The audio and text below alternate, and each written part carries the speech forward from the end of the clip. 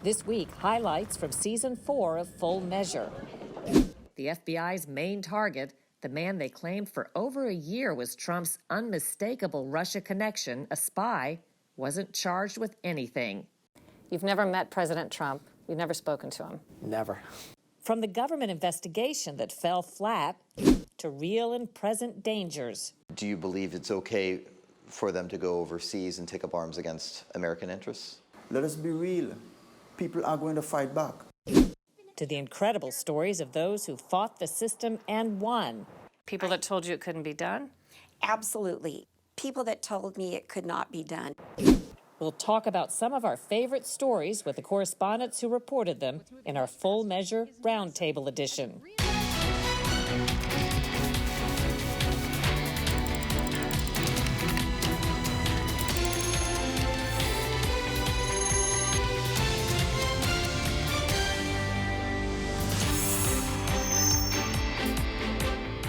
Welcome to Full Measure. I'm Sharyl Attkisson.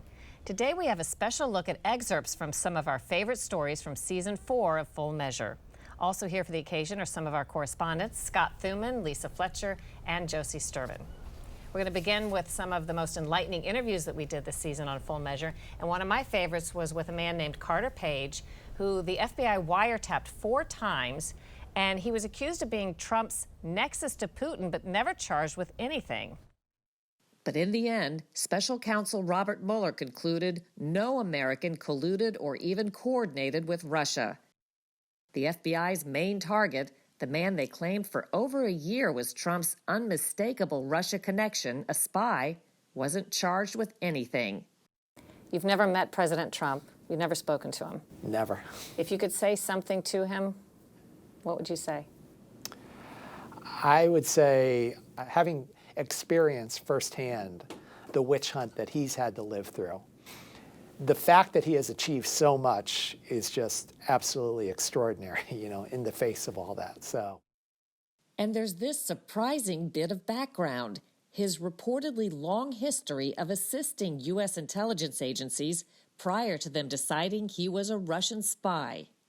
It's been reported that you assisted the FBI years ago in a case of corporate espionage by a Russian, sort of Russian spy case. Is that true? I had alluded to the fact that, I'd helped out CIA and FBI going back decades. So, how did that come about? Going back to my years in the military, I had a lot of relationships. It stands out as one of the most interesting interviews to me because some of the best kinds are the ones you don't know what they're going to say. You don't know the answers to the questions in advance. And he really surprised me on some of the things that he came up with. You cover the Russian story, the Trump-Russia probe a lot as well. Yeah, and it's going to be a story that has legs for a long time. So it's an interesting interview to hear Carter Page say those things out loud. For this past season, you continued covering a topic that we have covered really since season 1, which is ISIS and Islamic extremist terrorism. Right, and you've heard the president time after time say that ISIS is defeated in Syria and Iraq, but there are still a lot of hot spots out there, and some are very surprising to people, where you have wannabe terrorists and foreign fighters who've returned, and some not too far away from the United States. A tiny Caribbean island, Trinidad and Tobago, when it comes to relation to size, has sent more foreign fighters overseas than from any other Western country. And so we went there, and we talked to find out why from one Muslim leader. Do you believe it's okay for them to go overseas and take up arms against American interests? If, in the case where America is fighting our Muslim brothers and sisters in different countries, and individuals decide to leave and go there and to fight against the American soldiers, that's their call, right? A lot of people hearing that, especially back in the United States, would find that a detestable comment. They wouldn't be okay with any of what you just said. So does the American people, the American government, wish that when they go into a country and invade a country and starts fighting the people there, the people should just lay down and, kneel before them and surrender? That's what they expect that's going to happen? That's not going to happen. Let us be real. People are going to fight back. Kind of sobering to hear some of that firsthand. What's interesting is this is hardly the only place that U.S. intelligence agencies and law enforcement are tracking that they have concerns about. And so coming forward in the next season, we're tracking down some of those other spots, and we'll have them for you. Terrific. And Lisa, you had a fascinating interview that dealt with capturing domestic terrorists here in the U.S. Right. So one of our stories led us to the man who started the science of publicly searchable DNA databases. And as you know, those databases have led to the capture of a number of serial killers. The key is a publicly searchable DNA website, jedmatch.com. Kurt Rogers, now 79 years old, founded the site in 2010. He did not anticipate that his homegrown website, built for connecting families, would connect the dots on violent crimes. What were your thoughts after all of that unfolded? I learned about it when someone wrote me an email saying, hey, there was a press conference and it was announced that you're instrumental in finding the Golden State Killer. I was confused. I was surprised, did not anticipate it, had no knowledge that it was coming. I was very concerned about our users, what they would think, how they would handle it. So it's really interesting because the way they caught the Golden State Killer was JedMatch is free. Anybody can upload their information, including law enforcement, and law enforcement was uploading its data to compare to those who were already on the site. That's how they found the Golden State Killer. Well, just in the last few days, JedMatch has changed its terms of service. So nobody, including law enforcement, can just upload DNA to compare to what's already on the site. Wow. The users actually have to opt in now. That's very interesting. All right, and Josie, one of your big interviews was with a woman maybe people had seen and heard about decades ago if they've been around long enough. She was pretty much ahead of her time with the case that she'd brought. Absolutely. One of the toughest ladies I've ever met. Her name is Paula Coughlin, former Navy pilot. She was assaulted by a number of her peers decades ago, and sharing her story, she actually paved the way for the Me Too movement. Paula Coughlin was one of the first to ring the bell of the Me Too movement long before it was called that. In 1991, she attended the Tailhook Symposium at the Las Vegas Hilton, a large-scale gathering for naval aviators. It became a partying mob, targeting women who walked a stretch of third-floor hallway known as the Gauntlet. I took the military leadership for their word that they wanted to change the way this culture had precipitated my attack. But it didn't take long for me to realize the military, to this day, I believe, are still more concerned with not getting caught rather than not having it in their command. Do you think that there is, in this culture, in this day and age, the scenario where Tailhook could happen again? Yes. And she's continuing to advocate because even after all of this time, there's still a lot of work to be done on this issue, and we're going to continue to follow it. All right, terrific. Thanks, Josie. When we come back to the special roundtable edition of Full Measure, what was some of our most popular original reporting? Find out.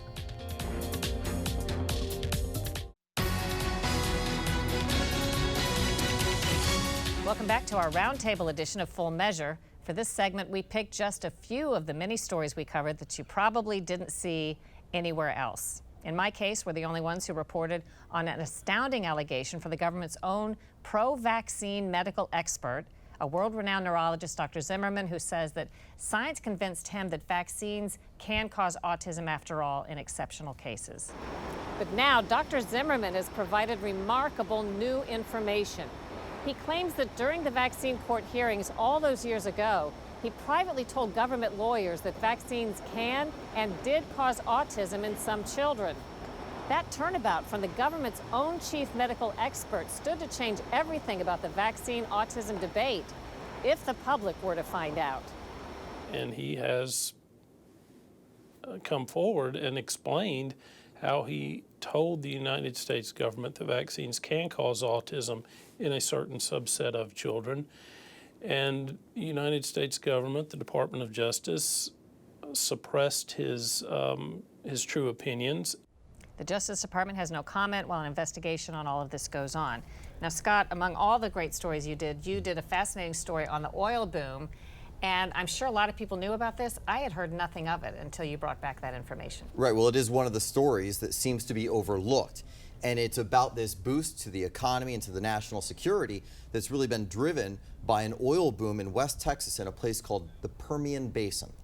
Because underneath this ground, a discovery that's changing the global energy game and promising America a brighter, more independent future.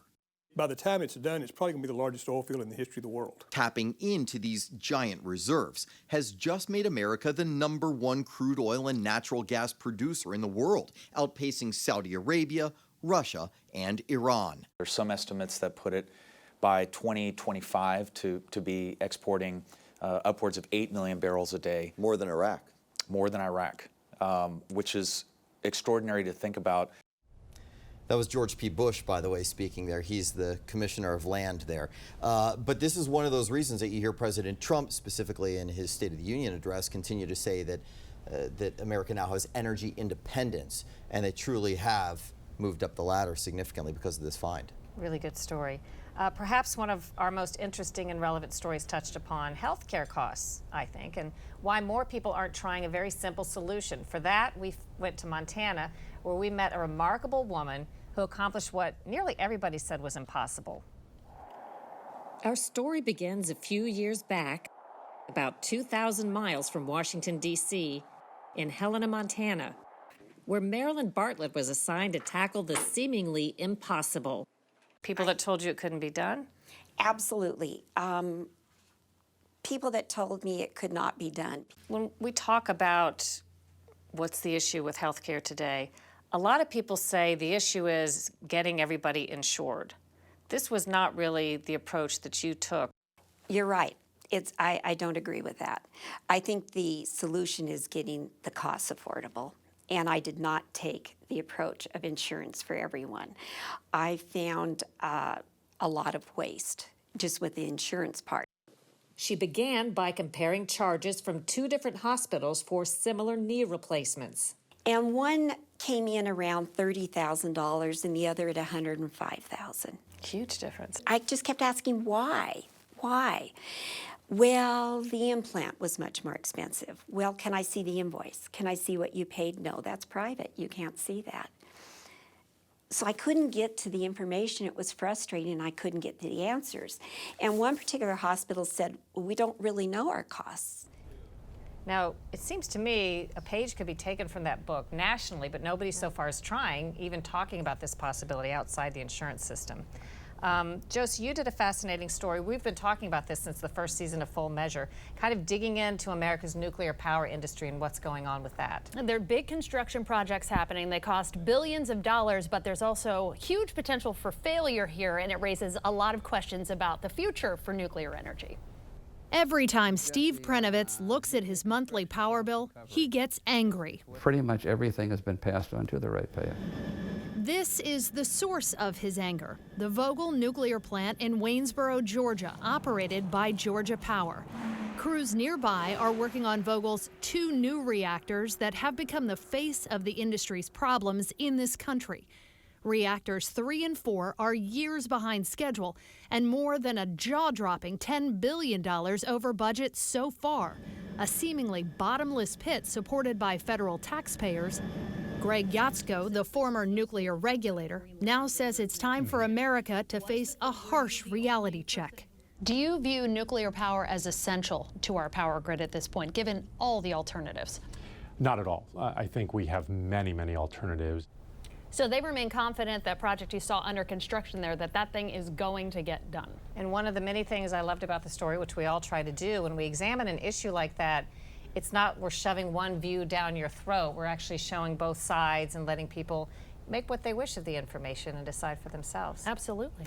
Okay, if you've heard a lot of news really in the past year or so about Roundup, I think we were some of the most aggressive at covering these lawsuits on the front end against Monsanto. Is it Monsanto or Bayer or both? Well, Bayer owns Monsanto now, and my producer, Andrea Nedjman, and I started looking into this long before the landmark verdict that happened earlier this year, late last year in the case, against the company that makes the popular weed killer Roundup. Attorney Timothy Litzenberg represented Dwayne Lee Johnson, a former school groundskeeper who routinely used Roundup, the popular weed killer you find at stores, on farms, and in homes all over the country. The jury awarded $289 million to Johnson, saying Monsanto failed to warn the public about the risks of glyphosate. Months later, a judge upheld the decision, but reduced some of the damages, lowering the total to $78 million. Key to the case against Monsanto was testimony that the company polluted the science. As part of the discovery phase of Johnson's trial, Monsanto turned over company correspondence, putting millions of internal emails and texts in public view. When I understood there was litigation documents, I thought this is a trove, a treasure chest of information that the public should know about. They should know about what was behind the scenes in shaping the scientific viewpoint about glyphosate or Roundup. So one of the interesting facets that came out of this case was litigation documents that questioned whether or not Monsanto doctored the science, whether there was ghostwriting going on, and all of this has been something that we've talked about in a number of our different Full Measure stories throughout the season. So seems like there are now a cascade of cases. Why isn't this a class action lawsuit? With health-related cases, judges are reluctant to create a class action class because everybody's body is different and everybody responds to things differently. So each one of these cases, and there's thousands of them on deck now, are awaiting trial against Monsanto/Bayer. That's what they're still doing with the old tobacco lawsuits in Florida. Very interesting. When we come back, some of the incredible visuals from our travels this season.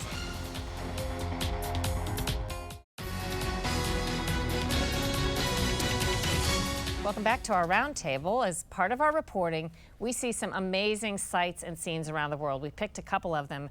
You might be surprised to learn that the one I picked was this toxic, horrible Superfund site in Montana that was amazingly spectacular to look at. And we took drones up and aerial shots. I mean, look at this, y'all.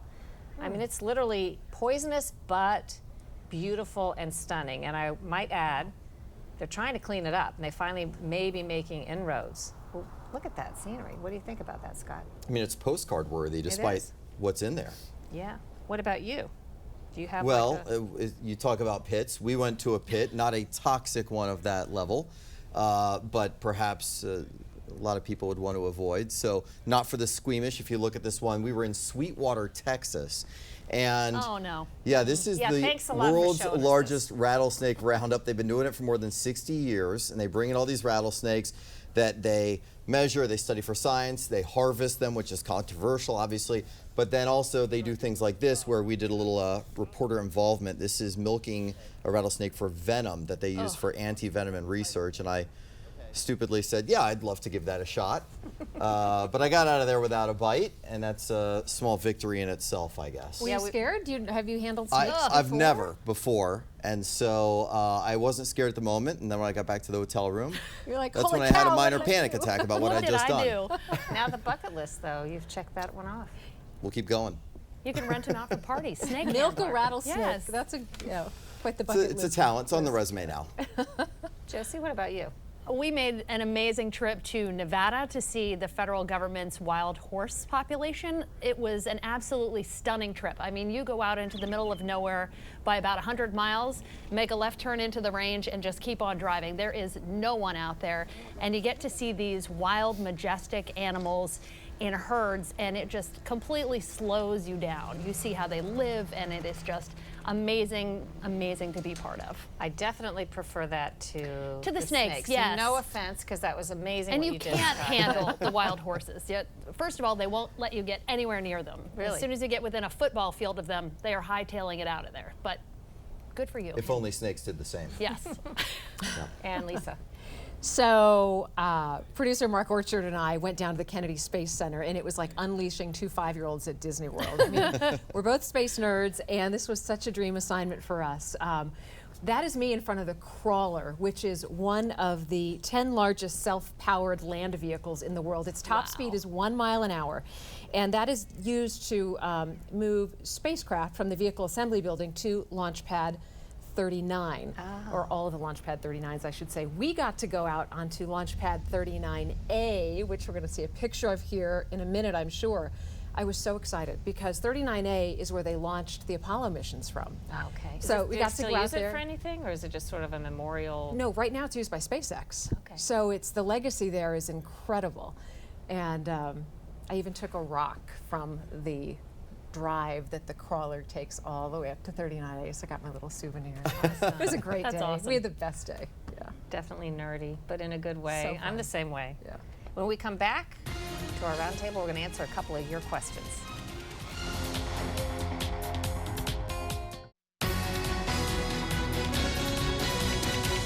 We're back with our Full Measure Roundtable. Some of you submitted questions for us to answer on this Roundtable program. We picked a couple of them.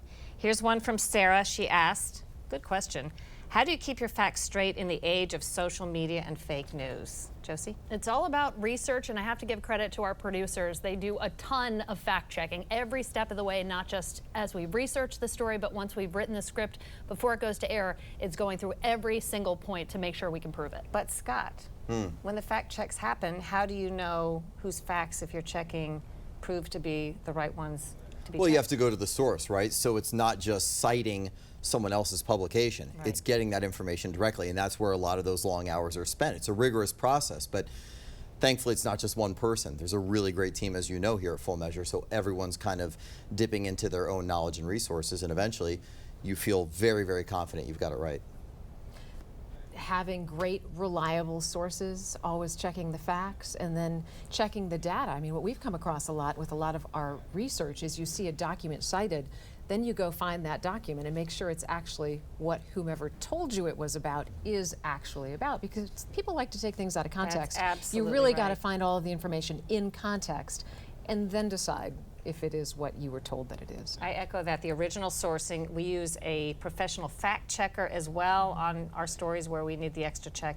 In addition to that, we have a lawyer that looks over our scripts when there's any sort of legal questions, so we have a lot of that. Okay, why is 5G infrastructure going full steam ahead when we haven't done any safety testing?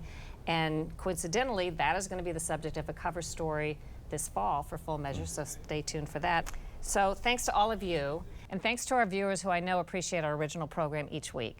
Soon we're going to be heading out to start shooting news stories for the fall, but we will also be right here all summer, every Sunday, with some of our best programs. And now a nod to all the behind-the-scenes people who help bring Full Measure to you every week. Sometimes you see them on social media. We'll see you this fall for Season 5.